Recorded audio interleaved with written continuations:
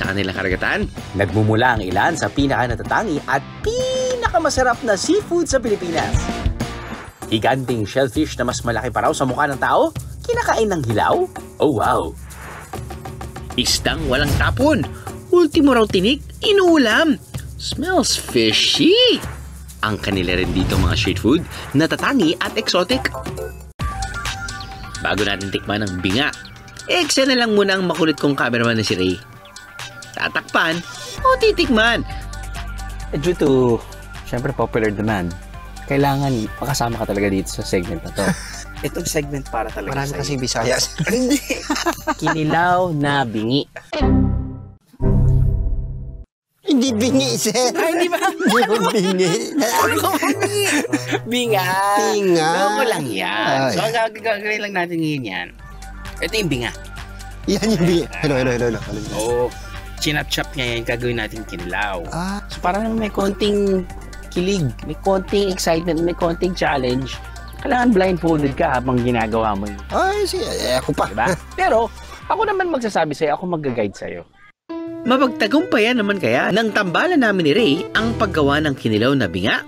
Alam ko naman marunong ka magluto eh. So, Yes, sir. Hindi ako mabahalap, sir. ganun dali lang yan. Yes. Halo. Ding! Uy. Sakto lang. Sakto lang. Okay, halo. Yup.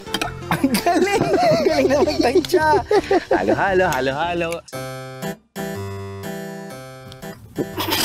Sibuyas nga yan. Lagyan mo ng sibuyas. Okay. Buya nga. You don't trust me? Iba ka, sir. Kilala kita. Ilang taon na niya magkasama. Alam ko na mangyayari dito eh. Whoop, yeah. Go. Yan! Ay, perfect. Lapit sa dagat. Whoop, yeah! So, magkakasakit tayo sa bato. Kaysa diabetes. At sa wakas, natapos din.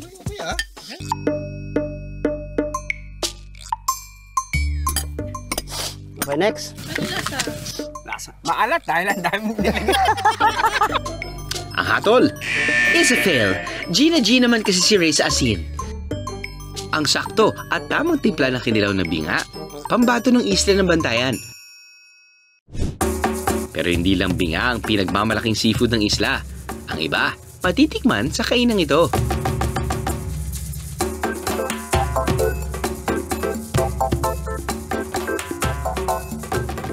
Then marami kaming specialty ng mga seafoods. Kung anong gusto nyong luto, kaya namin isi-serve sa inyo. Fresh from the sea. Dahil napalilibutan ng karagatan, pangingisda ang pangunahing kabuhayan ng mga taga-Bantayan Island. At ang isa sa kanilang pinakasikat na produkto rito, ang dried fish na kung tawagin nila, buwad. Iba't ibang klase ng buwad ang matitikman dito. Pero ang malaking patok daw sa mga bihero, ang buwad na malaman. Kumpara sa daing, ibinibilad lang ito ng 1 hanggang 2 oras kaya hindi gaano natutuyo. Hindi rin ito ganoon kaalat. Ang tawag nila rito, labtingaw.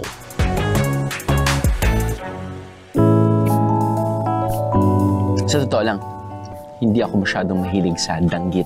Dahil parang feeling ko wala akong nakukuhang laman. Parang ito yung mas gusto kong tirahin dahil may laman pa siya. At nakukuha mo pa rin yung alat. At kahit pa paano, yung smokiness. This one, sorry, a winner for me.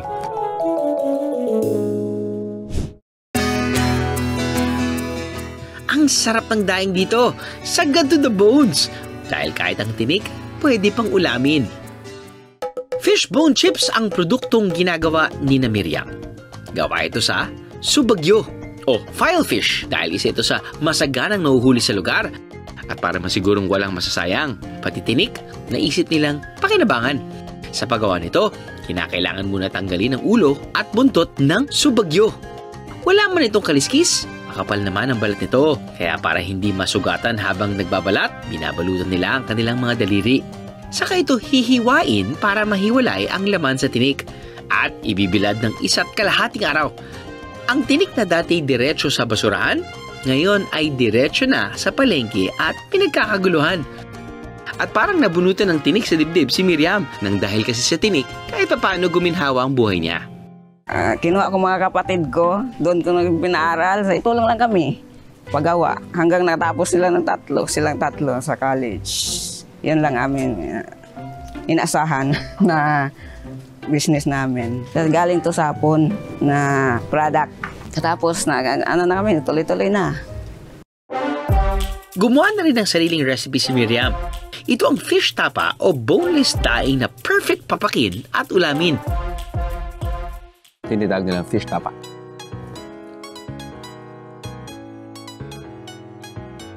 I have to say, where have you been all my life? Ang galing. Pwede pa rin nilang gawin to eh. Ba't ngayon lang? Oh my God. Sobrang panalo to para sa pasalubong or even for personal consumption, I swear to God. Oh my goodness. Kahit pulutan. At dahil sumikat na ito sa kanilang isla, may iba na rin gumagawa nito bukod sa kanya. Oh, masaya naman kasi marami nang natulungan. Tapos sa mga trabante, marami rin nakatulong din siya. Maka-income sila. Pero si Miriam, mas nagpursige pa sa pag-iisip ng ibang isda recipe. Hanggang naisipan niya na hindi lang daw pork at chicken ang pwedeng gawing tocino, pati na rin isda.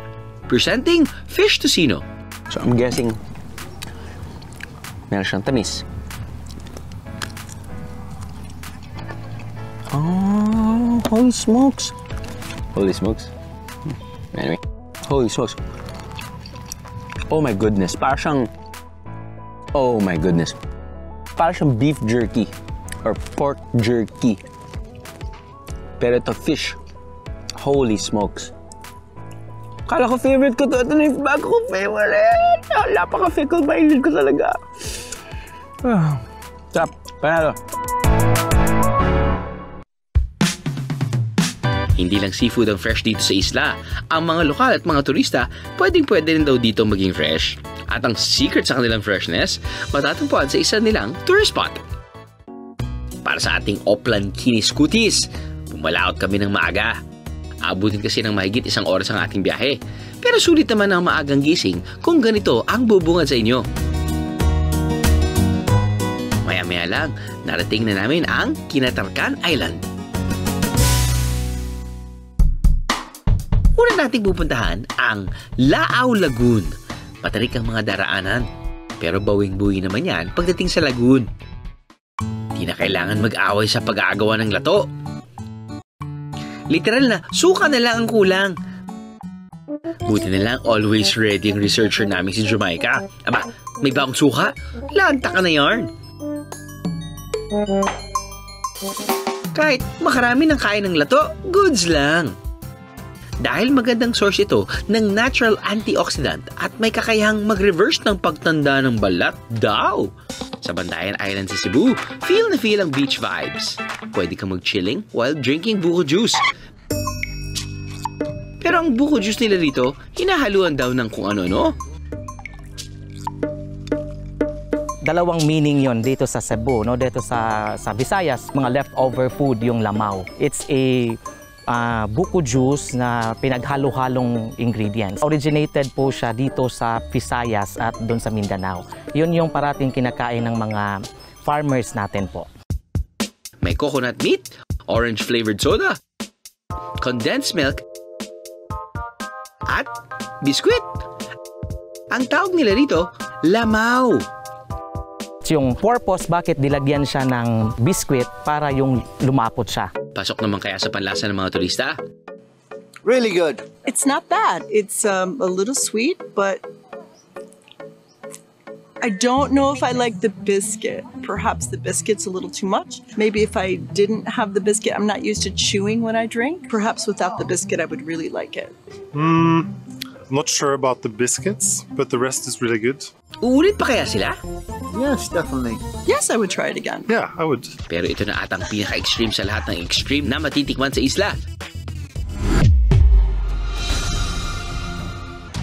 Kahit na hile-hilera ang nagtitinda ng pagkain ito, palagi pa rin daw nagkakaubusan. Ito ang taguangkan. Gusto kong kinakain yung taguangkan kasi masarap yung lamang loob ng manok. Lahat ng tao dito, yung hanapin namin dito. Masarap, ibang-ibang lasa. Favorite ko siya and also po affordable, swak sa budget. Si Rose, mahigit 30 years nang nagtitinda dito. Nag-start ako ng 1994 dito, Santa Fe. Pero galing pa sa lola ko, galing pa sa mama ko, kami talaga ang number 1 na nag-barbecue doon sa Bantayan proper. Dito lang sa amin, maraming poultry farms dito sa Bantayan Island. We produced 100 million eggs per day. Yun yung kina-harvest namin dito kasi maraming poultry farm yung Bantayan Island. Dapat walang masayang sa parte ng manok. So lahat ng parts niya na pwedeng makain ay lulutuin. Pagka-prepare namin ng taguangkan, naubos agad. Kulang pa nga eh. Marami pa naghanap. Titikman ko na ang isang sikat na street food sa Bantayan Island. Pero hindi ko pa alam kung anong sikretong parte ng manok ang hinahalo rito. Kayo ba, Bieros? May idea na ba kayo kung ano ito? For the record, hindi ko lang alam kung ano ito. Now, the looks of it, kala ko initially parang siyang pusit. Alam mo yung pusit? Tapos yung tentacles nilagay doon. Yun yung akala ko. Pero mukhang itlog to. Dahil nakita ko nakaslice. Amuyin ko muna. Tikman ko na.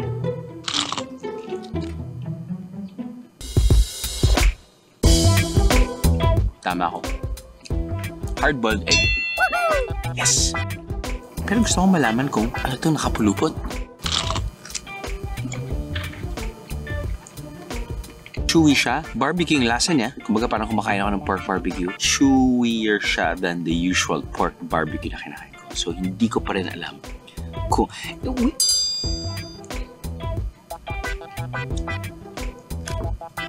Intestine to. Manok. Innards ng manok. Itlog ng manok. Tama. Itlog ng manok. Paa ng manok. Sirit. Ovaryo. Anong ovaryo? Ovary! I repeat, ovaryo ng manok. Well, first time kong makakain ng ovaries. Parang hindi naman yata kinakain ng ovaries, pero hindi tayo sa Pilipinas, so lahat kinakain. But it's my first time to try. Pero yung lasa niya, pag nakapikit ako, kinakain ko, parang siyang lasang pork barbecue or chicken barbecue.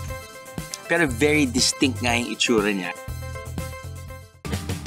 Mano-mano nilang kinukuha ang ovaries ng inahing manok. Nilalagyan ito ng hard-boiled egg at bahay itlog para ma-recreate ang sinapupunan ng manok. Sa presyo nitong 80 pesos kada stick, abay, kanin na lang kulang. Marami pa nga ibang sikreto ang isla ng Bantayan na naghihintay lang matuklasan. Mula sa kanilang mga tanawin hanggang sa mga pambihirang pagkain. Ngunit walang lihim na habang buhay mababantayan. Lalo na kung ang ganda ng naging karanasan sa isla, pagpapasa-pasahan ng mga turista.